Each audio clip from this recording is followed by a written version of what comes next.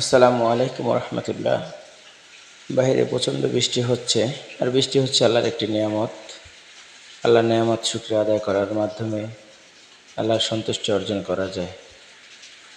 তো আমি এখন আল্লাহর সন্তুষ্টি অর্জন করার ইচ্ছায় একটু তেলাওয়াত করার ইচ্ছা পোষণ করতেছি। আউযু বিল্লাহি মিনাশ শাইতানির রাজীম। বিসমিল্লাহির রহমানির রহিম। الحمد لله رب العالمين الرحمن الرحيم